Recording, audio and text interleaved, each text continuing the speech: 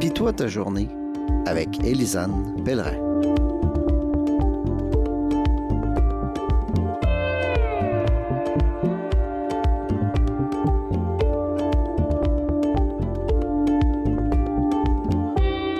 Bienvenue à Puis toi ta journée, un balado où on s'entretient avec des personnes marginalisées par la société.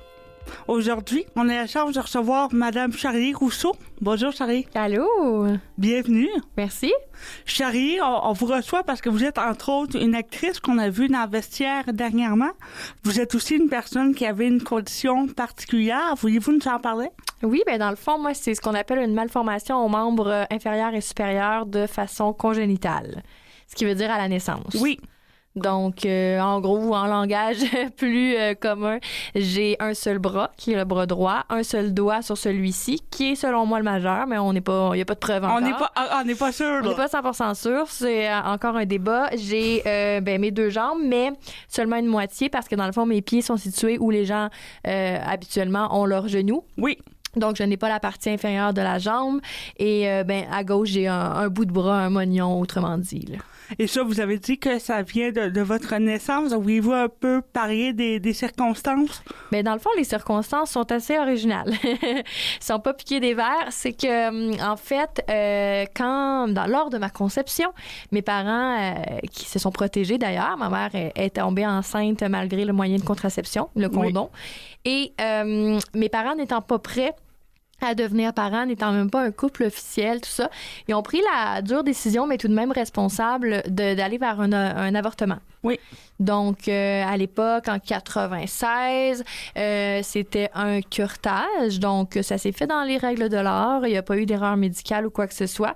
C'est après où il y a eu une erreur médicale. Parce qu'en fait, chose qui peut encore arriver aujourd'hui en 2024, l'avortement n'a pas fonctionné.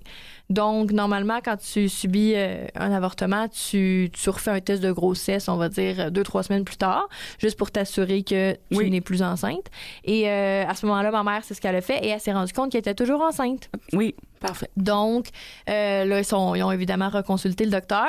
Mais là, il y avait un peu l'impression de se battre contre la vie, contre le sort. On ne sait pas trop contre quoi, contre une force externe. Tu sais, ils se protègent, moyen de contraception, un avortement, ça fonctionne pas. C'est comme, OK, c'est pas nécessairement le fun non plus passer par cette procédure médicale. Donc, ils ont décidé, ils se sont dit, écoute, on sera pas les pires parents du monde, là. Non. On se sentait pas prêts, mais en même temps, essayons-le. Au pire, on finira séparés. On sera pas non plus les premiers parents séparés. Puis je veux dire, tu sais, ils ont quand même une mentalité similaire, donc pour l'éducation d'un enfant. Donc là, finalement, ma mère, ne voulant pas non plus repasser par la procédure de l'avortement, bien, ils ont décidé de garder l'enfant. Mais évidemment, ils ont posé des questions là, au docteur du genre, est-ce que c'est possible? Est-ce qu'il va y avoir des conséquences à long terme? Et les médecins ont répondu, ben non, on n'est pas dans un film de science-fiction. Là. La balayeuse n'est pas partie avec un bras, une jambe, puis tout. Donc, au final, il n'y a pas de problème. Si vous voulez garder l'enfant, repartez chez vous et ayez beaucoup de plaisir. Donc, ce qu'on pense, en fait, c'est que c'est la procédure de curetage qui aurait causé votre différence. Et puis, malgré ça, en fait, bon, il faut dire d'abord que vous étiez pas... j'ai pas de la misère. Donc... malgré ça, en fait, il faut dire que vous étiez pas vous êtes pas en ce moment dans une vie ordinaire, dans le sens où vous avez quand même là, différentes adaptations à avoir dans votre vie quotidienne pour vous aider. Par contre, vous êtes quand même entre autres une actrice, aussi une animatrice de radio. Vous avez fait vos études à Ottawa, si je me trompe pas. Oui, exactement, à la Cité collégiale à Ottawa. À l'animation de radio. Mm-hmm. Oui, le programme, ça s'appelait Radiodiffusion. Là, ça n'a plus ce nom-là. C'est création de contenu. Mais il y a quelques années, c'était Radiodiffusion. Donc, votre but à ce moment-là, c'était d'être animatrice de radio. Oui, exactement. Quand je suis sortie du secondaire. Vous avez fait aussi pendant plusieurs années. Oui. Comme animatrice de radio. Par contre, il est arrivé une opportunité avec Vestiaire qui est de devenir actrice. Et avant ça même, là, vous avez aussi joué dans la Gang de malades, qui était une émission avec des caméras cachées où des personnes en situation de handicap diverses faisaient des coups là, à la population, un peu à la façon de caméras cachées. Et donc, vous avez joué dans ça pendant combien de temps? Ça a fait 2 saisons, Gang de malades. Ça a arrêté parce que malheureusement, on était trop facilement reconnaissables. Oui, à un moment, j'imagine qu'effectivement, les gens s'en doutent. Puis on tournait beaucoup dans les environs de Montréal. Donc là, à un moment donné, les gens nous reconnaissaient un peu trop. Fait que c'était difficile de les pogner, là. Oui, bon. C'est une bonne chose. Ça veut dire que les gens écoutaient l'émission. Mais effectivement, à un moment, ça devient beaucoup plus difficile. Donc, le concept de l'émission, malheureusement, tombe de lui-même. Et pour ce qui est de vestiaire, donc j'imagine que vous avez fait les auditions. Il y avait des auditions ouvertes là, qu'on a vu passer. Il y a quand même plusieurs mois de ça. Vous avez été prise en audition et depuis, vous êtes comédienne donc pour vestiaire. Comment ça se passe? Ça se passe super bien. On va commencer les tournages de la saison 2 sous peu. Ça se passe pendant l'hiver et ensuite la diffusion va se faire au printemps. Puis j'ai super hâte de retrouver l'équipe puis de retrouver le plateau de tournage aussi. Vous êtes également donc créatrice de contenu. Là, vous avez un TikTok où vous partagez un peu sur votre réalité en tant que personne en situation de handicap. Vous avez quand même une bonne base de fans là, qui vous suivent et vous faites en sorte qu'on puisse apprendre de votre condition puis plus largement là, de la condition des personnes en situation de handicap avec des petites vidéos qui sont un peu ludiques là, mais qui expliquent quand même qu'un format un peu éducatif la plupart du temps. Quand même, c'est sûr et certain que c'est un objectif. En fait, c'est tant mieux si je réussis à informer et éduquer les gens, mais c'est sans c'est sans prétention de le faire. Là, c'est plus pour le plaisir, puis oui, pour démontrer mon quotidien, mon day-to-day. Qu'est-ce qui vous a poussé à faire ça? C'est vraiment justement pour le plaisir. En fait, ça faisait très longtemps que je voulais faire une chaîne YouTube. Mais pour n'importe qui est un peu qui connaît un peu YouTube, ben ça implique quand même du montage. Tu sais, tu fais pas nécessairement ça avec ton téléphone, ça se fait, mais je veux dire tu le fais de façon générale avec une bonne caméra, faut s'équiper tout ça. Puis j'avais toujours la procrastination dans le fond, j'avais pas de bonne raison, mais je le faisais pas.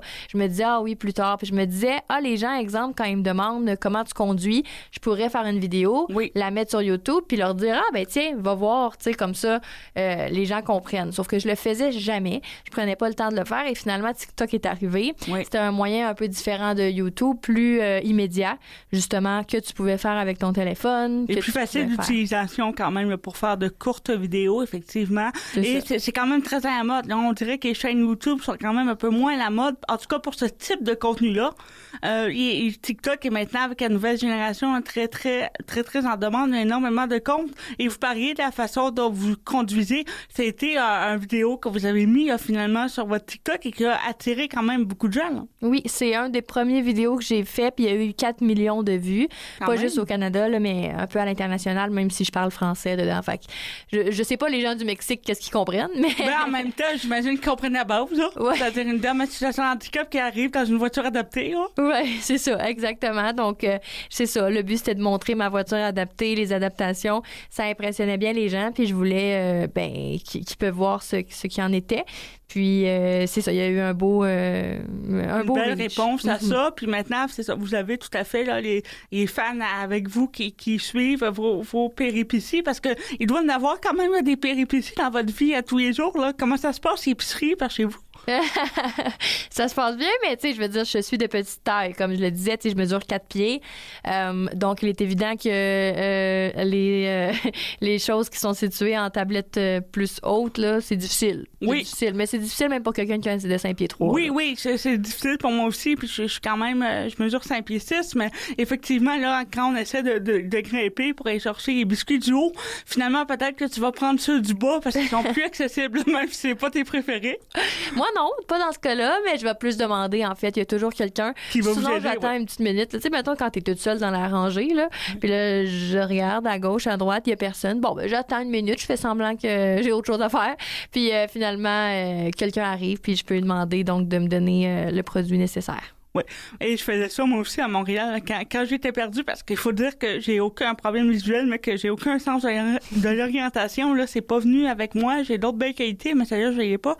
Puis, à Montréal, là, quand j'avais besoin d'aide, je mettais mes lunettes de soleil parce qu'avec mon chien d'assistance, les gens pensaient que j'étais aveugle et quelqu'un venait m'aider. Ben oui. C'est un peu triste de devoir faire ça, mais si vous saviez à quel point ça marche. L'envers du décor, c'est qu'il faut que j'enlève mes lunettes de soleil quand j'ai pas besoin d'aide parce que sinon, les gens me prennent par le bras, mais me bousculent des fois sans le vouloir. Je suis un peu, ils peuvent être un peu intrusifs, donc des fois parce que j'ai pas l'équilibre, veulent me prendre ou me poussent quelque part pour essayer de me montrer le chemin et je me faisais bousculer. Donc effectivement, quand j'ai pas besoin d'aide, il faut que j'enlève mes lunettes de soleil. Mais même quand je les ai pas, là, souvent les gens à l'épicerie, moi, prennent, il y a produit pour moi, ils me mettent dans mon panier parce qu'ils pensent que je le vois pas. Wow. Alors que souvent, ça arrive souvent avec la pizza parce que la pizza, j'aime pas la pizza croûte mince, fait que je cherche la pizza élève au four. Puis il y en a pas tout le temps. Donc les gens pensent que j'arrive pas à voir, donc me prennent une pizza et la mettent dans mon panier. Là, il faut que je la reprenne dans mon panier, que je la remette à l'endroit, puis ça peut arriver à quelques reprises pendant l'épicerie. Il y a toujours beaucoup de choses à dire quand on va à l'épicerie. Là. Mais je pense qu'il faut retenir justement que les gens sont vraiment gentils. Ils sont très gentils. Puis tu sais, je veux dire, c'est ça part d'une belle attention, de vouloir nous aider. Moi, je veux dire, jamais de toute ma vie, je vais me faire dire non. Là, en même temps, ça t'engage à quoi? C'est 2 secondes. Oui, voilà. Tu me donnes les olives qui sont trop hautes, puis je pense que les gens sont bien satisfaits d'avoir fait une bonne action. Là. Oui, tout le monde est très heureux. Vous avez vos olives. Eux se sentent bien. Et évidemment, ils vont raconter ça en arrivant à la maison. Là, j'ai aidé une dame là, qui était de plus petite taille. Je lui ai donné ses olives. Pour madame, elle avait pas ses olives. J'ai rencontré quelqu'un il y a quelques jours. En fait, j'étais chez Walmart, justement. Puis c'est des gens qui me suivent sur les réseaux sociaux. Donc, on parle un peu, on prend une photo. Finalement, on se sépare. Je continue mes courses. Puis là, plus tard, arrive dans la section du lait. Puis le lait que je voulais, il était trop haut. Fait que là, je l'ai revu. J'ai dit, hey, ça vous tente-tu de me donner un coup de main? Elle a dit, ben oui, je vais pouvoir raconter que je vous ai aidé. Je me suis dit, c'est ça d'être une star, en fait. Hein? Les gens vont vous aider.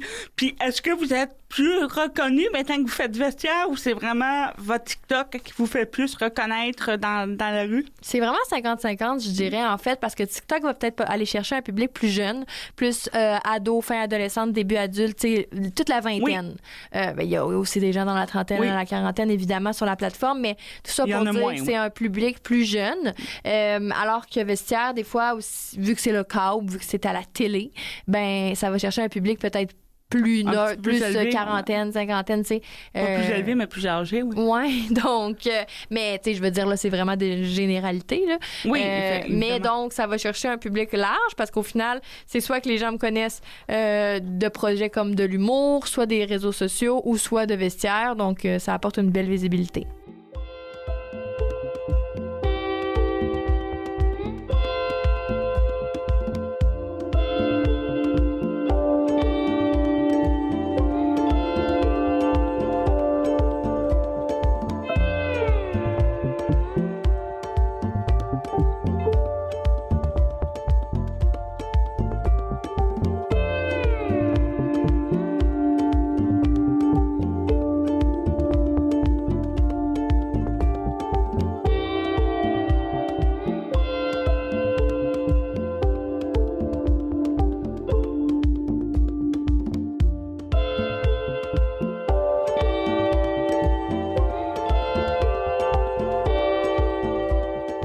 Donc, Chari, on parlait que vous êtes, entre autres, comédienne. Est-ce que c'est quelque chose que vous voulez continuer si vous avez d'autres opportunités? Est-ce que c'est quelque chose que vous aimeriez faire à long terme? Ben oui, certainement. C'est sûr que moi, je prône beaucoup la diversité sur les réseaux sociaux et à l'écran des médias traditionnels. Donc, à la télé, dans des films. Jouer dans un film, ça serait cool. J'avoue que j'aimerais bien ça. J'aimerais ça aussi, tu sais, encourager de façon générale à ce que les personnes qui ont un handicap ou une différence soit à la télé, pas juste pour jouer la personne qui a un handicap. C'est un peu dans le cliché de la personne en fauteuil roulant va jouer quelqu'un en fauteuil roulant. Alors que dans la vie, il y a des avocats qui sont en fauteuil roulant, puis il y a des... Tu sais, on comprend le principe. Donc, c'est sûr que la journée que Fabienne Larouche m'appelle, je suis disponible pour jouer dans Stats. On dit bonjour à Fabienne qui écoute tous nos épisodes. Bonjour, Fabienne. Non, mais Stats, je serais down. Je suis sûre que je serais une bonne docteure. Ah, oui, j'aime ça. J'aime l'idée. Ça ferait parler les gens, mais en même temps, ça serait un peu provoquant. J'aime ça. Tu vois, c'est ça, parlez-en bien ou en mal, mais dans le sens où moi, quand j'étais jeune, en cours d'art, pas d'art dramatique, d'art plastique, on prenait le pinceau puis on le tapait sur ma main. Avec du tape. Puis donc, j'étais capable ça peut faire du duct tape, hein? Donc, imagine, tous les problèmes. C'est ça, on pourrait taper la scalpelle. Ah, oui, j'aime ça. Je suis sûre que ça se fait. J'aime ça. Ben oui, ça se fait. Mais c'est sûr que ça se fait. Je suis pas sûre au niveau de l'écran ce que ça donnerait. Mais c'est sûr que ça se fait. Donc, on fait un petit appel à Fabienne Larousse. On s'appelle, Fabienne, moi, je peux jouer le rôle de ton agent. Oui. Puis on s'appelle. Mais plus sérieusement, on parlait aussi du fait que les personnes en situation de handicap sont moins bien représentées à l'écran. On en voit de plus en plus, mais quand même, là, pour vous, il y a un chemin à faire là, qui n'est pas encore totalement fait. Exactement. Parce qu'en fait, c'est que oui, on en voit de plus en plus, mais comme je l'ai dit, c'est des personnes qui vont jouer un rôle d'handicapé. Oui. C'est un non-voyant qui va jouer un rôle de non-voyant et tout ça. Donc, c'est ça un peu que je reproche à la télé actuellement. Il n'y a pas de gens qui sont dans des films ou des séries où on fait abstraction de leur handicap. Justement, où je pourrais être une secrétaire, je serais derrière un bureau, on n'accuse pas mon handicap, on n'en parle pas. Même pas besoin, là, tu sais, si j'ai juste un petit rôle vite fait de 2-3 épisodes, pas besoin là, d'en parler pendant 3 ans. Là. Donc, voilà.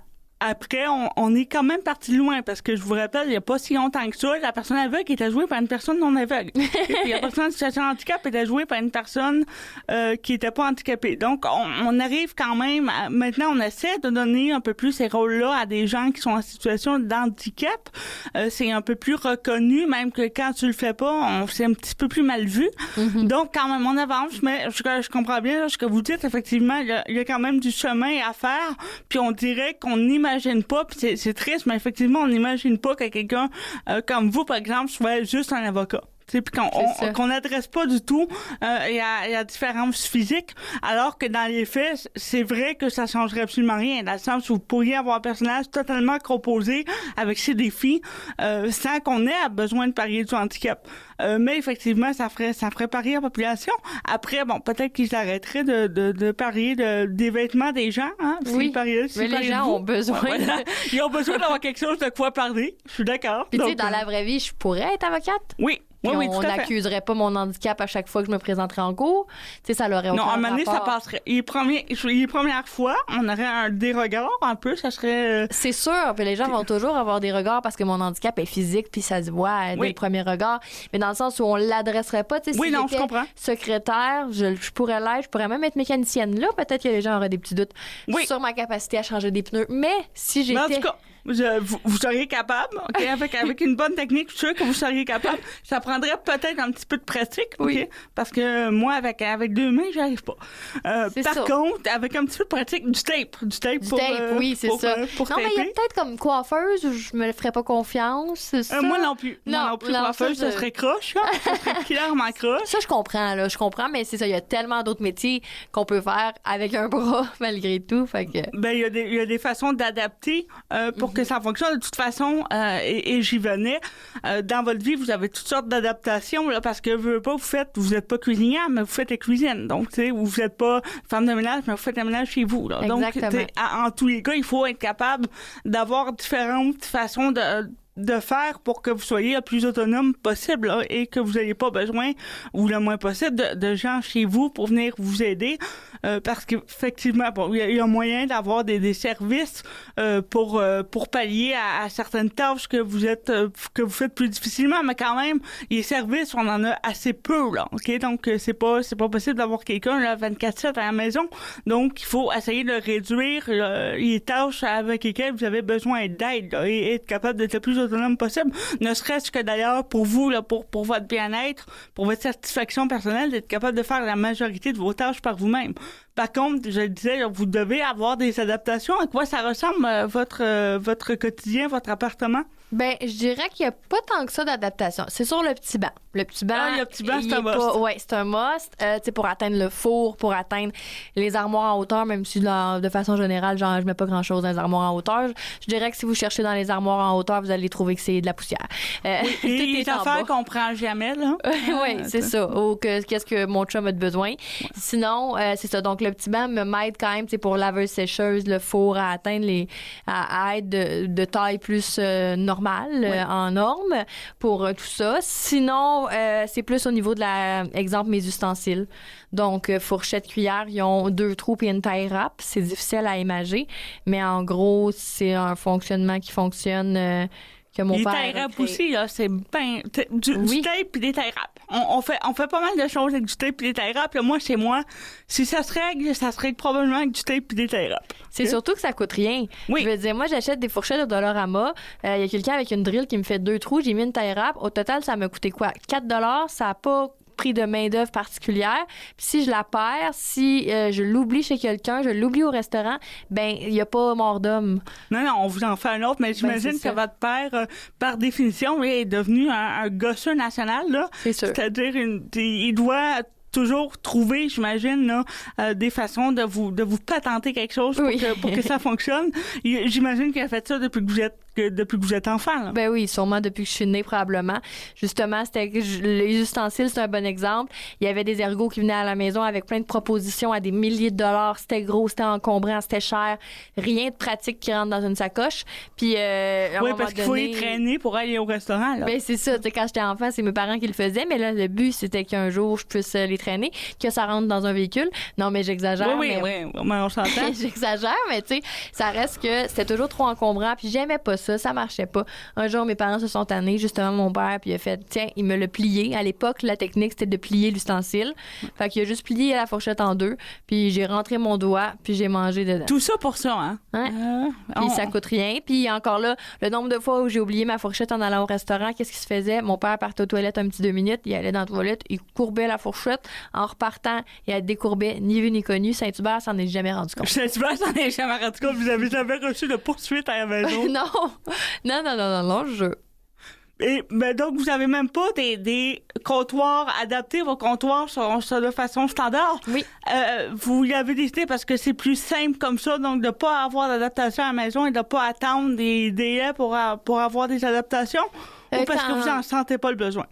En fait, plus parce que j'en sens pas le besoin, mais aussi parce que je suis en appartement. Je veux dire, après la journée où je vais acheter une propriété, acheter une maison, peut-être que j'envisagerai certains trucs, considérant que je vais y rester des années, que ce sera ma maison. Oui. Je pourrais, faire adapter des trucs qui vont en effet simplifier ma vie. C'est sûr que je vais le faire, même si c'est pas nécessaire. C'est tout le temps des trucs qui peuvent simplifier. Oui. Mais c'est ça, pour l'instant, c'est pas nécessaire. Je suis pas non plus la plus grande cook au monde. Je passe pas des heures et des heures dans la cuisine. Fait que je vais avec les moyens du bord, puis ça le fait. 2 pizzas pochettes, là, puis on est Moi, je suis plus pire. pogo. Ah ouais? Ouais, Non, moi, ouais, je suis plus pizza pochette. Là. En tous les cas, l'important, c'est de pas mourir de faim. Oui, c'est vrai. Et au quotidien, en fait, là, comment vous vivez avec votre handicap? Parce que c'est quelque chose qui vous dérange d'être regardé. Vous avez dit là, tout à l'heure, c'est sûr que vous êtes tiré, attention. Est-ce que c'est quelque chose qui est lourd à porter là, quand on fait nos emplettes, non? Ben, c'est sûr que si t'es fatigué, oui, tu veux t'as une passer mauvaise journée, inaperçu, ouais. ça arrive pas. Mais dans ce temps-là, j'aurais envie de me dire, sors pas. Si j'ai pas envie d'être sociale, je vais juste rester à la maison. C'est un peu ça, le fait d'avoir, en fait, d'avoir un visage connu, c'est ça, je trouve que c'est un prix social à payer. J'ai voulu m'exposer. Puis après ça, oui, je me suis toujours fait reconnaître, même avant d'être connue, dans le sens où, par mon handicap. C'est sûr que là, les gens venaient pas me parler, ils me regardaient de loin. Oui, c'est ça, ils vous regardent, ils pensent que vous les voyez pas, là, alors que c'est très clair qu'on les voit. Là, moi aussi, ils me font ça. C'est très subtil, mais en fait, moi, ça me dérangeait pas. Quand j'étais jeune, je me disais, ils doivent me regarder parce que j'ai des beaux cheveux. Ah oui, ça doit être ça. Je sais pas. Non, mais tu sais, je me disais, je suis dans ma petite bulle, puis tu sais, après ça, je comprends, là. Moi aussi, j'ai déjà vu des gens qui ont des différences physiques. J'ai déjà vu, je me souviens, chez Tic Géant, une dame qui est rentrée puis qui était brûlée. Puis si vous saviez à quel point ça me démangeait d'aller demander qu'est-ce qui s'était passé, mais tu sais, tu le sais pas. Puis, tu sais, je veux dire, je le regardais du coin de l'œil, puis j'étais sûrement pas subtile, puis sûrement qu'elle m'a vu. Mais, tu sais, c'est quelque chose qu'on voit pas tous les jours, là. Oui, donc, effectivement. évidemment, je me mets dans la place des gens, puis j'ai comprends, là, d'être curieux, puis je leur en veux pas. Puis il n'y a pas nécessairement, là, vous l'avez dit tout à l'heure, pas nécessairement de méchanceté par rapport à ça. Parfois, par contre, ça peut être un peu moins bien apporté par les personnes. Des fois, ça manque un peu de tact. Oui, voilà, ça peut être un peu maladroit. Donnez-nous des exemples de choses que les gens vous ont dit qui avaient pas vraiment de bon sens, mais qui seraient drôles là, pour le bien de notre épisode. Récemment, justement, je pense la semaine passée, on m'a couru après pour me toucher. Hein? Pour toucher leur rectification. Là, ça fait bizarre d'une même, mais pour toucher mon bras gauche, mon moignon. Ah! Donc, c'est quelqu'un qui m'a reconnu des réseaux sociaux et qui m'a demandé. Mais tu sais, ils l'ont quand même demandé. Au moins, ils n'ont pas juste touché. Donc, j'ai dit oui. Parce qu'après ça, je trouve ça bizarre de dire non. Ben, tu sais, ça me dérange pas, tu me touches, mais je veux dire dans le sens où ça. Ouais, votre mognon, ça va, là. C'est pas, comme, ouais. Mais je sais pas, les gens doivent penser que c'est pas la même texture de peau que de la peau normale, mais je vous jure, c'est la même chose. Je sais pas, j'ai pas réfléchi jusque-là. Écoutez, on s'appelle. Ça fait beaucoup de. Oui, non, c'est ça, des choses comme ça. Les gens vont me tapoter la tête. Okay. Des fois, c'est un peu, là, c'est comme, bah. Parce que vous êtes de plus petite taille, donc, OK. Ils ont comme le réflexe. C'est pas méchant, mais ils vont tapoter ma tête, un peu comme un bichon maltais. Oui, ben voilà, c'est un peu. Oui, voilà. C'est juste, c'est comme, surtout quand t'es une fille, je pense que tu veux pas te faire toucher les cheveux. Je me suis peignée aujourd'hui, tu sais. C'est comme quand on était jeunes, puis quelqu'un nous mettait les doigts dans les cheveux, puis on avait de la statique. Sinon, les gens vont aussi, beaucoup se pencher, s'accroupir. Oui. Mais tu sais, ça aussi, c'est ça correct. Ça part de bonne foi. Ben oui, parce qu'ils veulent pas me prendre de haut, puis comme qu'on peut se regarder yeux à yeux un peu, parce que quand les gens sont penchés, ils sont plus de ma grandeur. Mais au final, moi, ça me dérange zéro. Là. Même si tu fais 6 pieds 8 puis tu restes debout, ça va pas m'offusquer.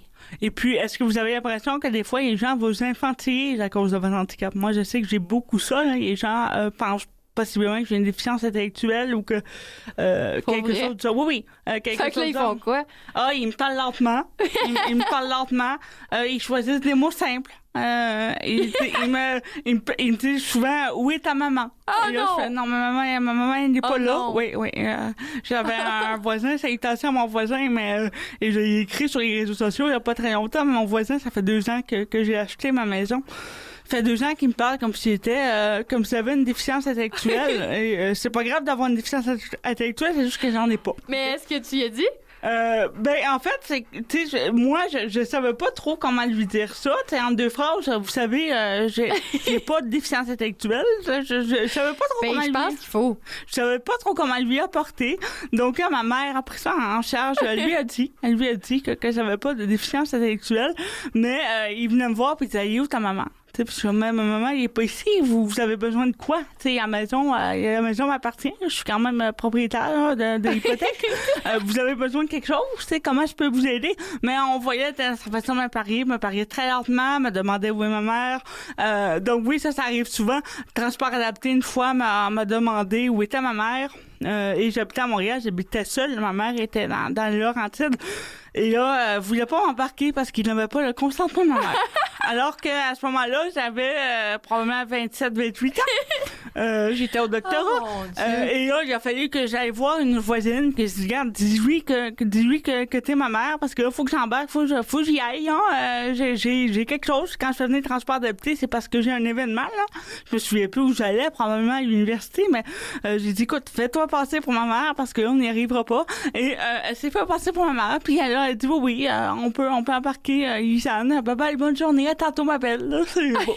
Et là, ça a passé, mais oui, ça arrive souvent. Que les gens passent. Vous, ça vous arrive pas? Que les gens vous infantilisent? Ben là, pas à ce point-là. J'avoue que ça, c'est quand même un bon exemple. Tu sais, mais non, c'est peut-être moi.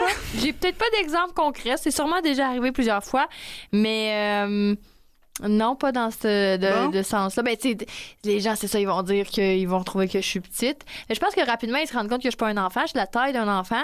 Mais tu sais, puis pourtant, j'utilise là, ça, je paye pour enfants au cinéma, mais il faut pas que je les regarde dans les yeux parce que sinon, ils voient que comme j'ai pas 8 ans, là. Non, c'est vrai, il faut regarder par terre. Oui, tu regardes par terre. Ça a quand même des avantages. Tu donnes ton billet à ton ami, là, c'est mon ami, mettons, moi je regarde par terre, qui donne le billet, ça fonctionne. Mais il faut pas qu'il voit que j'ai des fossiles, puis non, c'est ça. Sinon, il trouve que je suis mature pour mon âge. Faut pas trop se maquiller ce jour-là. Il faut regarder par terre. Mais quand même, hein, ça a quand même des avantages parmi d'autres. Oui. Puis nous, on utilise ça là, pour être les premiers à aller s'asseoir dans la salle là, quand il y a une grande première de film là, que tu sais qu'il n'y aura pas de pièce. J'utilise ça là, avec un ami là, pour pour rentrer en premier. Puis la personne fait semblant que j'ai besoin de beaucoup de soutien pour entrer dans la salle, me tient et tout ça. Ça marche très bien aussi pour les cinémas. Pour ceux qui écoutent, prenez des notes. Oui. Donc oui, effectivement, c'est des choses qui arrivent. Ça, ou pour changer tes places dans un spectacle parce que t'es pas assez à bonne place. Ça. Ah ouais? Oui, j'ai fait ça dans un spectacle. Ça, j'aurais dû des fois parce qu'il y a des gens qui sont devant moi beaucoup plus grands. Puis là, ils me cachent la vue pour de vrai. Non, j'ai fait pire que ça. Moi, j'étais à un spectacle de Pink. Puis je m'étais pas rendu compte que j'avais... Parce que j'ai dit, j'ai aucun sens de l'orientation. Je m'étais pas rendu compte que j'avais acheté des billets en arrière de la scène. OK? Puis qu'il y avait un rideau noir. Mais là... Okay? Fait qu'on voyait littéralement rien. Il y avait vraiment un écran. Tu regardais un show sur l'écran et plusieurs centaines de dollars pour ces billets-là. Hein? Et là, quand je suis arrivée, je me suis rendu compte de ça. Non, c'est pas vrai. C'est pas vrai. Au prix que j'ai payé, que je vais regarder un rideau noir. J'en ai un chez nous, là. Ouais. Et là, j'ai dit à mon ami, dis rien. Laisse-moi faire, puis elle est du genre à nous jamais vouloir mentir, puis pas être là-dedans du tout. Puis je dis, moi, ça me dérange pas. Si tu dis quelque chose, on est prêt en arrière des rideaux. Fait que là, tu dis rien, tu me laisses aller. Et là, je suis allée voir la dame, j'ai fait le tour du Centre Bell, là. Je suis allée voir la dame, j'ai dit, écoutez, je vais avoir besoin d'un endroit pour passer en situation de handicap. Mes billets sont pas adaptés. J'ai des billets normaux alors que j'ai besoin de billets adaptés. Puis elle m'a dit, oui, il y en a dans votre section là-bas, derrière le rideau. Puis je dis, oui, mais là, j'ai mal, je veux pas y retourner. C'est trop loin, j'ai pas de fauteuil roulant. Donc, est-ce que je peux aller dans les endroits pour passer en situation de handicap, mais de ce côté-ci? Et là, bon, ça a passé. Il a fallu que je négocie un peu, mais ça a passé. Ouais, j'étais à la billetterie? Oui. Ah, j'étais dans les endroits pour personnes en situation de handicap en avant du stage. Les endroits pour personnes en situation de handicap au Centre Bell, par contre, sont derrière, sont loin, mais quand même, j'étais pas en arrière du rideau. Donc, ça m'a servi. Puis mon ami était, je peux pas croire que t'as fait ça. Je peux pas croire que t'as fait ça. Regarde, on les a-tu bien, on les a pas. C'est ça, tu sais rien. Mais oui, ça m'a servi. J'ai fait ça. Mais tu sais, en même temps, les gens pourraient penser qu'on abuse, mais je pense que c'est des privilèges qu'on...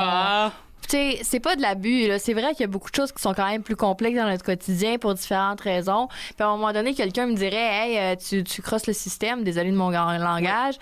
Je répondrais que non. Je veux dire, c'est comme si je te dis, je vais prendre l'ascenseur. Oui, je suis capable de les prendre les marches, mais pourquoi? Tu sais, je veux dire, j'ai un handicap, c'est plus brûlant pour moi, c'est plus fatigant, c'est plus épuisant. Pourquoi je prendrais les escaliers quand je peux prendre l'ascenseur? C'est tout le temps des moyens comme ça. Oui, j'ai une vignette pour un stationnement handicapé parce que j'y ai droit. Puis je serais capable de me stationner à l'autre bout, mais je serais brûlée. Tu sais, je serais brûlée après. Fait que c'est toutes des choses comme ça que ça simplifie la vie. C'est pas des nécessités, mais ça existe. Pourquoi on n'y aurait pas droit? Puis le reste, ben, quand on en profite un peu, extra. Je veux dire, après, c'est un peu comme le slogan pour les vignettes pour handicapés. Là. Si vous voulez ma place, là, prenez mon handicap, tu sais.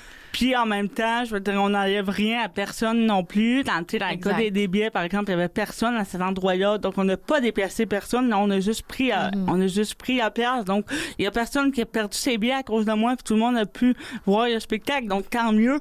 Mais oui, il faut avec tout ce qu'on vit, il faut quand même avoir des petits avantages. Là. Ouais. À l'occasion, ça marche. Puis ça, on apprend à négocier quand même jeune. Là. On est des bons négociateurs. Fait qu'à un moment donné, il faut que ça pète. Ça, c'est comme ça.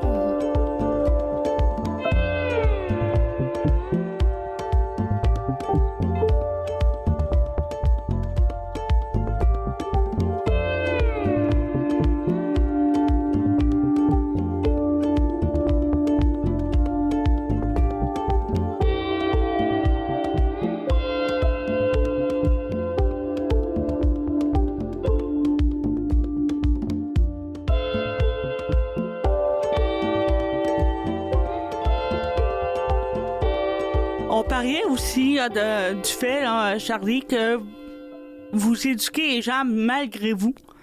Parce que effectivement, les gens vous posent des questions, vous avez des vidéos qui sont peut-être plus éducatifs. Est-ce que c'est une responsabilité qu'on a en tant que personne en situation de handicap d'éduquer les gens? Je pense que d'une certaine façon, ben comme tu viens de le dire, malgré nous, oui, je pense que oui, parce que bon, ne serait-ce que quand on répond à des questions au centre d'achat ou des amis ou peu importe qui, on les a éduqués d'une certaine façon. Donc oui, forcément. Je sais pas si ça fait plaisir à tout le monde qui a un handicap. Moi, j'y vois absolument aucun problème. Ça me fait plaisir. Je préfère ça plutôt que le parent qui va tirer son enfant et qui va dire chut, chut, chut, arrête de crier. Oui. Comme arrête de pointer du doigt. Non, tant qu'à ça, apporte-le, viens me voir. Justement, les enfants, ils n'ont pas de filtre. C'est Oui. une belle naïveté. Eux, ils font pas, justement, ils sont pas capables d'être subtils puis de regarder du coin de l'œil quand on est de dos. Oui. Eux, ils le font devant nous. Puis c'est exactement ça qu'on perd en devenant adulte. Oui, puis pas le fort. Hein? Oui. Puis c'est vrai que ça gêne les parents. Puis je veux dire, tu sais, c'est sûr, là, des fois, ça n'a pas de filtre, mais on le sait tout, c'est quoi d'être un enfant, puis on le sait tout, c'est quoi. Puis je veux dire, moi, je veux dire, c'est le meilleur exemple. Amener votre enfant, ça va me faire plaisir de répondre à ses questions. C'est sûr que je parlerai pas de l'avortement. Comprends-tu Non, quand ils ont s'entend. 5 ans? Mais tu sais, ça va me faire plaisir de le dire que j'ai pas poussé dans le ventre de ma maman, là. Puis clairement, moi aussi, là, je vois ça comme étant positif quand les enfants posent des questions. Puis j'aime beaucoup quand les parents font ben oui, regarde, on va lui demander. J'aime beaucoup cette approche-là et je trouve qu'on a cette approche-là de plus en plus. Mais quand même, je peux comprendre aussi, vous l'avez dit, je peux comprendre aussi que les parents, ça peut les gêner, ils veulent pas faire de faux pas. On essaie tous de bien se conduire en société autant qu'on peut. Mais effectivement, le fait de demander poliment, je trouve ça quand même là plus moins gênant, en tout cas pour moi, que d'entendre des commentaires là, sans arrêt, alors que les personnes pensent que je les entends pas, puis que je sais pas trop comment réagir quand j'entends quelque chose que je suis comme pas supposée entendre, là. Ce que j'interviens pas, pour moi, c'est toujours de pas savoir quoi faire. Donc, quand on pose la question directement, au moins, je sais qu'il faut que j'intervienne, je réponds à la question.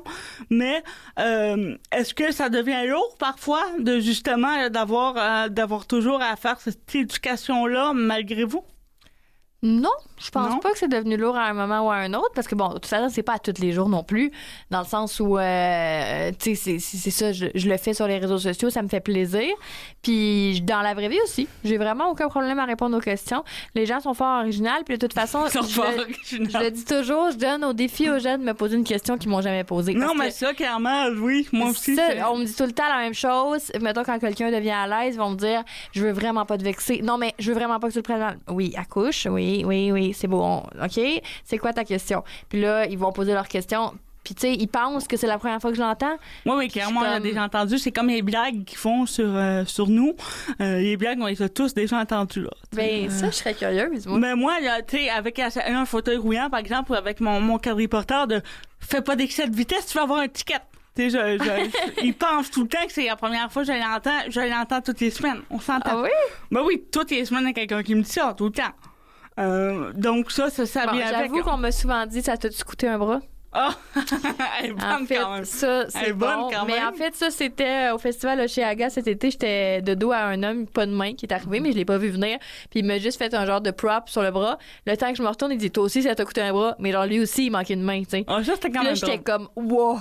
Qu'est-ce qui vient de se passer? Puis il est parti, là, on n'a pas parlé. Ah, OK, oui. C'était comme, OK, wow, là, c'est bon, là. Mais c'est quand même bon, oui, effectivement, c'est quand même bon. Puis en même temps, il vaut mieux en rire qu'en pleurer. Hein. À un moment donné, on choisit pas la vie qu'on mène. On choisit ce qu'on en fait, mais on choisit pas notre condition. Fait qu'effectivement, vaut mieux en rire. Pour nous, c'est beaucoup plus dédramatisant de faire ça comme ça que de se morfondre de notre côté. Mais est-ce que quand même vous attirez les regards ou les commentaires? Vous êtes entre autres en couple avec quelqu'un qui n'a pas d'handicap. Est-ce que ça fait réagir? Je pense que les gens sont agréablement surpris. En fait, parce que ça brise le fameux mythe de handicapé va avec un handicapé. Oui. Tu sais, ou personne de couleur va avec une personne de couleur. Là, on n'est plus là. Non, on est en 2024 et on va quand même évoluer. Hein, les genres, les sexes, les nationalités, on peut, tu sais, tout le monde est mélangé. Fait que, je veux dire, les gens sont juste agréablement surpris, puis souvent, ils sont comme, ah, ben, cool, c'est mignon, toi aussi, tu peux te faire aimer. Je suis comme, ben oui. Regardons ça. C'est ça. Surprise. Mais non, mais il n'y a pas eu de commentaires négatifs, en tout cas pas à ce que je sache. Les gens sont juste, se trouvent ça beau, puis ça donne de l'espoir. Puis mon chum, je pense que, un peu sans faire exprès, il donne un bel exemple aussi à d'autres qui sont comme, ben pourquoi on s'arrêterait à la différence physique? Oui, ben effectivement, puis ça donne effectivement matière à réflexion, c'est-à-dire que votre copain, là, je sais pas, arrêté à votre différence physique, là, si je me trompe pas, là, vous a vu dans un endroit public, puis quand même venu vous parier parce qu'il vous trouvait votre goût, là, malgré le fait qu'il a bien vu, là, que vous aviez des différences, mais il est clairement passé par-dessus, là. Oui. Je pense que dans la plupart des cas, et je dis ça sans étude, là, à l'ère d'Internet, là, je veux dire, on va dire notre différence après avoir commencé la conversation. avant la première date, dire OK, oui, on va aller prendre un café, mais en tout cas, moi, c'est comme ça quand je fonctionne. Il faut que je te dise, j'ai une situation de handicap, j'arrive avec un chien, tout ça. Moi, je le dis avant qu'on se voit la première fois, mais il y a quand même eu toute une conversation où je l'ai pas dit, alors que votre conjoint, lui, vous a vu avec vos différences, puis a fait ben tu sais, je la trouve belle, donc je vais lui parler quand même. Et ça, c'est quand même quelque chose. Moi, j'ai trouvé ça très très mignon de savoir ça. Puis effectivement, ça montre que bon, il y a des gens qui en ont rien à faire là, que vous ayez des différences physiques, puis qui sont tout à fait capables de passer par-dessus ça, même dans un court instant. Lui a pas pensé à tout ce que ça impliquait. C'est juste dit bon ben j'aime bien, t'es l'air gentil, tout ça, je vais aller lui parler. Et effectivement, on dirait que des fois, je complique la vie pour rien, alors que ça a été simple dans ce cas-là. C'était l'effet de l'alcool. C'était l'effet de l'alcool. Mais non. Le lendemain, imagine, il est comme « Ouh, excuse-moi, je pensais que tu avais tous tes doigts. » Non. Mon Dieu, qu'est-ce qui s'est passé avec tes doigts? Oui, c'est ça. Il est comme « On a-tu eu un accident, quelque chose? » Non, 100%. Puis c'est vrai, ce que tu dis, c'est vraiment beau. C'est sûr que moi aussi, lorsque j'étais célibataire, les plateformes de dating, c'était pas l'idéal. Parce que vient exactement un peu le même dilemme où, en fait, oui, moi, clairement, mon handicap paraît. Mais je pourrais mettre des photos où je suis coupée, on voit juste en haut de la poitrine le visage. Tu sais, ça se fait. Il y en a des gens qui font ça. Puis là, ça voudrait dire que les gens pensent que j'ai pas d'handicap. Donc là, c'est soit l'option de le dire comme tu fais dans la conversation lorsqu'on apprend à se connaître, ou de ne pas le dire et de faire une surprise à la date. Mais non, la surprise, ça, c'est pas bon. J'ai dû le faire. J'ai dû le faire parce que moi, souvent, le problème que j'avais, le début vingtaine, c'est que justement, je matchais avec des gars. Là, mettons un gars, on se parle pendant plusieurs jours, là, vraiment. Puis là, viens, là, on va se prendre un café. Puis là, j'étais dans un gros dilemme, est-ce que je lui dis ou non? Puis ça faisait plusieurs fois où je le disais, j'expliquais, mais en texto, c'est difficile, même en envoyant des photos. Tu sais, les gens, ils ont comme peur. Puis là, ils te répondent, ça me dérange vraiment pas, mais le lendemain matin, t'es on match. Oui, puis oui, ils disent oui, on va aller. Moi, ça m'est arrivé dernièrement, oui, on se voit, on va à telle place, puis je présente juste pas, là. Moi, je m'étais jamais rendue là, mais vraiment, le lendemain matin, j'avais plus de match, puis plus de signe de vie. Fait qu'à un moment donné, j'étais tannée. J'ai dit fuck off. Désolé mon langage. Je sais que ça va arriver encore. J'ai le feeling que ça va arriver encore. Donc, je vais pas le dire. Puis je vais voir ce que ça donne. Ça va sûrement être extrêmement stressant et malaisant. Et ce l'était. Toute la journée, j'ai voulu lui dire. On avait une date le soir. Puis finalement, j'y ai pas dit. Puis là, j'étais stressée. Comment ça s'est passé, finalement? Ben, j'ai vu la terreur dans son regard. En fait, la surprise. J'ai vu la surprise. Il aurait pu s'enfuir. Je ne lui aurais n'aurais pas tenu rigueur. Non. J'aurais compris, là. Hey, sérieux, j'aurais vraiment compris. Mais il est resté. Puis, tu sais, après quelques verres, on a enlevé le malaise. J'ai expliqué que, écoute, je suis désolée. Le but, c'était pas de te piéger ou quoi que ce soit, mais c'est juste que moi, ça fait des mois et des mois que, tu sais, c'est toujours la même situation qui se répète. J'étais tannée. Donc, puis justement, en vrai, on n'a jamais eu de problème. Tu sais, j'ai souvent eu plus de facilité à me mettre en couple avec quelqu'un que j'ai rencontré en vrai. Ben, en fait, en vrai, quand ils te voient en vrai, en tout cas, de mon côté, ils font c'est pas si pire que ça. T'sais. Ben, c'est ça. Puis ils sont. Oui, c'est ça, parce que comme je disais, c'est ça, en texto, en photo, c'est difficile. Les gens sont comme, OK, mais t'es petite, mais là, ça implique quoi? Mais on ne sait pas. C'est trop complexe. Dans le sens où, en vrai, tu vois le vibe. Faut faire des choses. Oui, les choses sont telles que telles. T'es comme, OK, il manque tel bout. Let's go, on le fait. Effectivement, c'est pas comme ça que je réfléchis, mais j'avoue que ça m'a aidé ailleurs, mais quand même, au moins, ça évite ça, de t'en aller sur une date où la personne ne se présente pas. Et de niaiser en même temps, moi, je me dis, bon, si on va quand même à une date, s'il me dit oui pour aller à une date, au moins, tous ceux qui ont arrêté de me répondre, ils valaient pas la peine, donc je me suis pas déplacée sur une date. C'est quoi le pourcentage des personnes qui vont à la date, qui proposent une date après? Est-ce qu'il est plus élevé que ceux qui choquent? Non. Mais c'est souvent ça qui arrive. J'étais dans la même situation. Clairement. Fait que c'est ça qui est plate. C'est qu'à un moment donné, c'est dur sur la confiance. En même temps, ces gens-là, si ils sont aussi peu ouverts à la différence, ça marchera pas. 100%, mais peut-être que dans un autre contexte, que cette personne-là, tu l'aurais rencontrée en vrai, que comme tu dis, il aurait fait « Ah, c'est pas si pire », ça aurait été différent. Mais là, c'est tellement difficile, tu sais, ils se sont enfuis, puis on leur en veut pas. Mais c'est dur sur la confiance, c'est plate. Des fois, on sent que c'est un peu comme du rejet. Ouais. C'est plus difficile pour nous que pour des personnes qui ont tous leurs membres ou qui ont pas de différence. Fait que, tu sais, c'est pour ça qu'à un moment donné, j'en suis venue à l'idée de ne pas le dire. Tu l'as fait juste une fois ou tu l'as fait plusieurs fois? Je l'ai fait, je pense, 2 fois. OK. Mais c'était quand même extrêmement stressant. Oui, c'est stressant. Je peux comprendre, là, c'est stressant. C'est quand même stressant, mais sinon, je l'ai dit. Puis, tu sais, après ça, je veux dire, de rencontrer en vrai, ça reste quand même la meilleure façon. Toutes les relations... Ben oui, clairement, c'est quand ça marche en vrai, moi, ça m'arrive pas. Je sors peut-être pas assez de chez moi. Peut-être qu'il faut que je sorte plus. Ça m'arrive pas souvent. En vrai, ça m'est pas arrivé souvent, en vrai, d'attirer... je m'en ai dit d'attirer attention. J'attire toujours attention.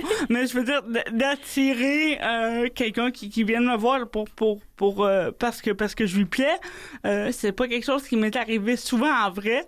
On dirait que par Internet, j'ai plus à twist. Hein. Je suis plus drôle. Je suis plus drôle par exemple. Mais non, t'es vraiment drôle en vrai aussi. Non, mais j'ai pas beaucoup peut-être parce que je suis plus gênée. En vrai, moi, aller voir quelqu'un en vrai, je le fais pas.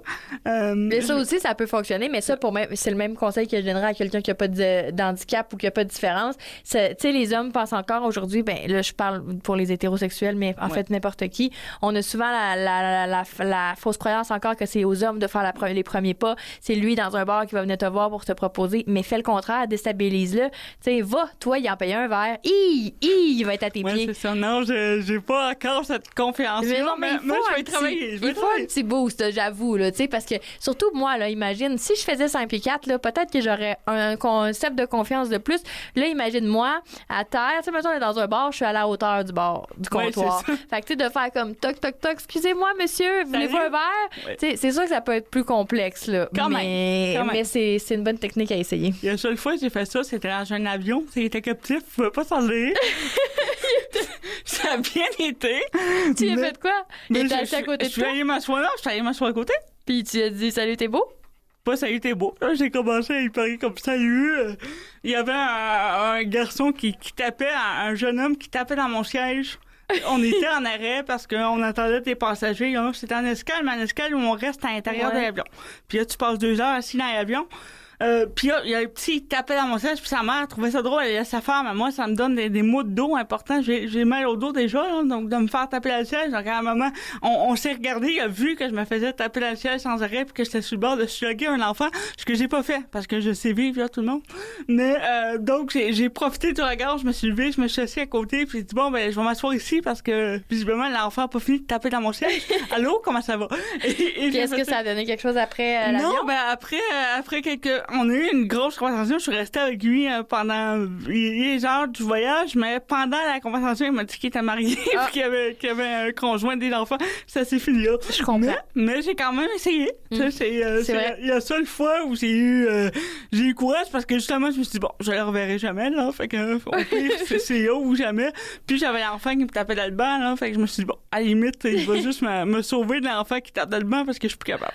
Mais tu sais, même pour quelqu'un qui a pas de différence, c'est difficile quand même, là, oui. Puis les réseaux sociaux, puis pas les réseaux, mais les plateformes de dating sont difficiles pour tout le monde. C'est dur, là, c'est un catalogue, là. Oui, je veux dire ça, je l'ai souvent dit. Quand t'as un catalogue Sears de belles personnes avec tous leurs membres devant toi, puis que t'en vois un de temps en temps qui a une déficience ou un handicap, tu vas-tu choisir? Non, clairement pas. Non. Clairement pas. Tu sais, celui en chaise roulante, il pogne moins. Ben oui, parce que c'est un catalogue de belles personnes, puis on en a toujours plus et plus et plus et plus. Fait que j'aimerais ça te dire que l'apparence physique compte pas pour moi, là.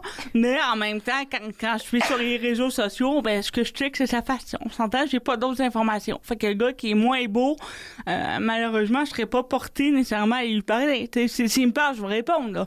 Puis ça se peut que ça marche quand même s'il est moins de mon goût. Mais clairement, c'est pas moi qui vais aller lui parler parce que on va se fier à l'apparence physique. C'est tout ce qu'on a sur ces réseaux-là. Là. Exact. Il y a pas de vibe, il y a pas d'énergie. En vrai, c'est ça la différence. Ouais. C'est que, tu sais, souvent. Tous les goûts sont dans la nature. C'est peut-être quelqu'un de moins attirant physiquement, mais ce qui dégage, ça le rend tellement beau ou belle que tu dis... Puis justement, encore là, on peut le comparer à nous. On a une différence. Fait que là, sur photo, tu vois juste ça. Ah, la fille, elle a juste un bras. C'est ça que tu vas voir. Mais là, c'est quand tu me vois en vrai que tu vois que hey, je suis drôle, puis je suis comique, puis je fais des blagues, puis bon, j'ai d'autres qualités, là. Mais c'est dans le sens tu viens de m'en donner trois, c'était trois même. Je sais. J'étais comme, mon Dieu, j'ai d'autres qualités. Mais tu sais, c'est là qu'il voit qu'il y aurait peut-être un potentiel, mais en photo, jamais il se serait rendu là. Ah, clairement, mais ça, t'as pas tort, par contre, puis j'avais pas nécessairement poussé ma réflexion. Puis maintenant, il y a vraiment des applications, là, dédié aux personnes en situation de handicap, ce qui me cause un autre espèce de malaise, même si je comprends que ça répond à des besoins de certaines personnes, puis qu'il y a des personnes qui sont beaucoup plus à l'aise avec ça parce que justement ils n'ont pas à cacher leur handicap, puis je comprends. Mais en même temps, je trouve que ça vient renforcer l'idée que les personnes en situation de handicap vont être ensemble. Okay? Puis moi, ça me dérange. Même de la part de certaines de mes amies, disaient oui, mais bon, tu vas finir par trouver quelqu'un en situation de handicap avec qui tu vas être. Puis mais pourquoi? Pourquoi nécessairement quelqu'un en situation de handicap? On a même abordé le sujet dans un sketch dans Vestiaire où Michel Charette, qui joue le coach dans l'émission, c'est un peu comme s'il y avait une idée d'inventer une application comme ça pour matcher les personnes handicapées ensemble. Puis, tu sais, il nous présentait ses idées de concept. Puis, le but, c'était ça le message du sketch. C'était comme, mais pourquoi? C'est quoi l'idée? Merci, là, tu veux nous refiler. C'est comme si on était les bouches-trous avec d'autres bouches-trous. Fait que, les bouches-trous, allez-y ensemble. Puis après, je comprends, ces applications-là existent, puis je comprends vraiment ceux à qui ça peut répondre à un besoin pour certaines personnes, puis j'enlève pas ça. Ceux qui sont à l'aise avec ça, tant mieux. Mais moi, ça me crée toujours un malaise par rapport à ça. Et même chose pour les émissions, particulièrement DJ, à faire des matchs entre personnes en situation de handicap. Tu as sûrement été appelée pour ça. J'ai été appelée aussi. Voilà. J'étais déjà en couple, mais de toute façon... Mais moi, ça ne m'intéresse pas. Je serais pas allée non plus. Je comprends l'idée. Je comprends vraiment l'idée, mais là, c'est de faire un show avec des personnes en situation de handicap qui tombent amoureuses l'une de l'autre et de jouer sur les handicaps des personnes pour faire une espèce de drama autour de ça, là, une espèce de ligne dramatique de, mon Dieu, elle pogne pas, puis on va essayer de la faire pogner. J'étais très mal à l'aise avec ça. J'en ai parlé avec des amis, puis qu'est-ce que t'en penses? C'est-tu moi qui ai un malaise qui est mal fondé? Faut-tu que j'aille voir mon psychologue? Puis ils m'ont dit non, moi aussi, ça, c'est pas quelque chose que j'apprécie particulièrement. Puis, tu sais, s'il y a des gens qui veulent l'écouter, tant mieux, j'ai rien contre ça. Puis, il y a personne qui nous appelait, faisait leur travail, là. Mais j'ai un malaise avec ça parce qu'on dirait que ça perpétue l'idée de les personnes de ce genre de handicap vont être ensemble. Tu sais, mais ça, à un autre niveau, on n'aurait jamais une télé-réalité où, par exemple, des personnes qui viennent du Vietnam sont obligatoirement en couple avec des personnes qui viennent du Vietnam et que les seules personnes qui sont dans ce show-là, c'est des gens du Vietnam. Ça ferait scandale, tu sais. Mais pour des personnes en situation de handicap, c'est encore correct. Mais c'est là où je disais, il y a encore un step à faire. Pour faire un vrai step, mets-moi à Occupation Double. Ça, ce serait un vrai step. J'ai pensé, c'est pas que je vais aller à Occupation Double, tout le monde, là. J'ai pas que ça à faire, là. C'est pas quelque chose qui m'intéresse du tout. Moi, oui. Mais, je me suis dit, je vais peut-être aller faire les auditions, je sais pas voir la face qu'ils vont faire.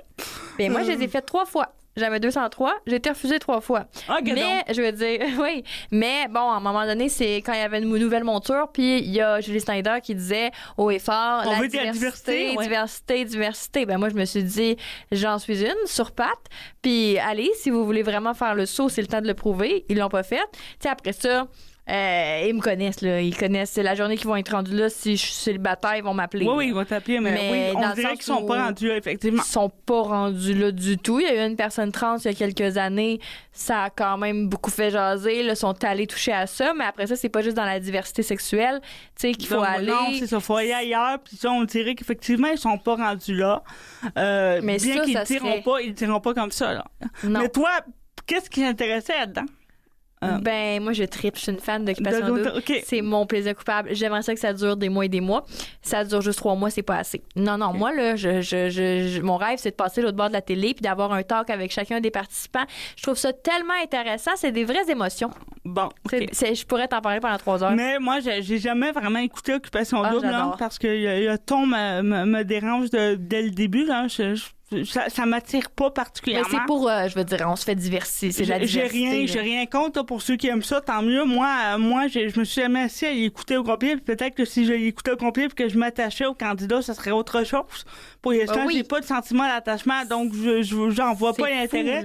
Mais le jour où tu vas aller dedans, je vais peut-être te suivre. Il y en a que Juste pour voir la face des gars là, qui vont capoter. Puis le pire, c'est que moi, j'ai des prothèses de jambes qui fait en sorte que quand je les mets, ben ça sert pas à grand-chose à part avoir c'est comme des échasses, puis je suis plus grande. Fait que puis là, c'est pas très confortable, il paraît. Là, non, mais imagine une robe longue, on les voit pas.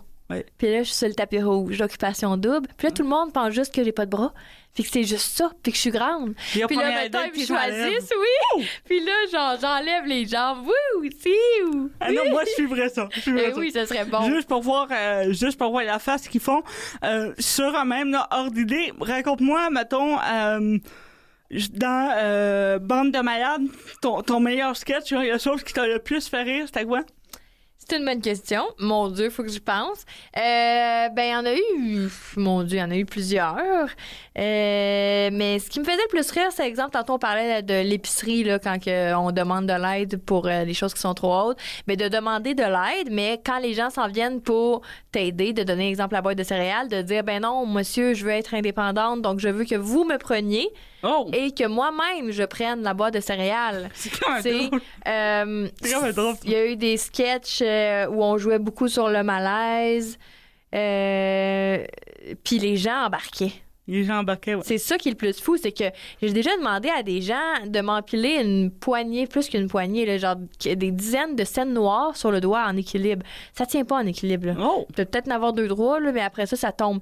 Puis genre, les gens persistaient, là, puis ils recommençaient. Bon. Puis ils voulaient pas là, me décevoir ou ils me faisaient faire l'avion pour manger des bouchées à la dégustation gratuite chez Costco. Tu sais, je veux dire, c'est comme si je te dis, je peux-tu avoir de l'aide, ils vont m'aider, mais si je te dis, je veux faire l'avion, les autres sont comme, what the fuck? Mais en même temps, si tu veux faire l'avion, moi, je suis là, puis que ça te fait plaisir, je vais le faire. Là. Mais les gens le faisaient. Ben oui, mais mon Dieu, qu'ils devaient trouver ça bizarre. Avant de savoir que c'était des caméras cachées, là, ils devaient se dire dans leur tête, qu'est-ce que je suis en train de faire là? Oui. Ah, mais clairement. Mais en même temps, moi, c'est ça qui te fait plaisir. J'y vois pas d'inconvénient. Mm-hmm. Mais effectivement, ça cause des situations un peu loufoques, mais c'était tout le but de l'émission aussi.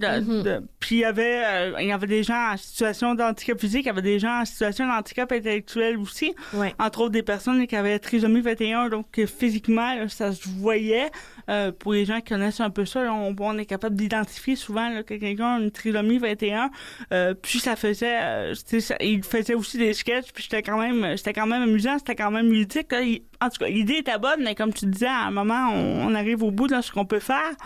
Est-ce que, en terminant, est-ce que tu trouves, à part maintenant la diversité à l'écran dont on a parlé beaucoup, qu'est-ce qui reste à faire au niveau de la société pour adapter aux personnes en situation de handicap? Mon Dieu, est-ce qu'on a encore 1 heure? Non. Fais-moi un discours court, mettons. Ben là, un discours court, c'est qu'il n'y a pas de discours court. En fait, il y a tellement à faire. C'est pour ça, en fait, je vais te ramener ça à la télé encore. Parce que la télé reste un média traditionnel que les gens écoutent beaucoup. Et ça sensibilise, ça l'éduque, on le dit. Donc, en fait, si ça passe par la télé, ça va avoir plein d'effets dominos. Oui. Là, les gens, ça va amener des discussions. Autant avec les jeunes qu'avec les moins jeunes. Les mentalités plus vieillissantes, les mentalités plus jeunes vont être sensibilisées à des personnes différentes. On n'aura plus de réaction autant en public que quand quelqu'un cherche un emploi. Parce que là, si quelqu'un qui est un employeur, il t'a vu à télé, puis là, il sait que genre tu peux tout faire, il est sensibilisé à cause des handicapés, ben il n'y aura pas de problème dans son cinéma d'engager ou une serveuse au restaurant, quelqu'un qui a un handicap. Puis là, après ça, la serveuse qui a un handicap va servir des clients qui vont être sensibilisés. Tu sais, c'est tout un effet de chaîne et de domino. Oui. Fait que, mais il y a encore beaucoup de choses à faire. Je pense que ça passe d'abord et avant tout dans le regard des gens. Puis dans leur façon de nous voir, faut pas justement, tu disais, infantiliser. Faut pas victimiser non plus. Moi, je vois beaucoup la victimisation. Les gens font pauvre toi. Ou quand l'autre jour, j'ai entendu quelqu'un, quand je disais qu'il y a des choses qu'il faut pas que j'entende, là, mais une personne qui disait, mon Dieu, il y a des gens qui sont bien moins bien pris que nous autres. T'sais. Donc, pour tout ça, c'est vrai, il faut changer la façon de voir les choses. Merci, Charlie. Ça fait plaisir. Et puis nous, on se retrouve pour une prochaine épisode de Puis toi ta journée. Merci Mathieu Tessier à la régie. Bye bye.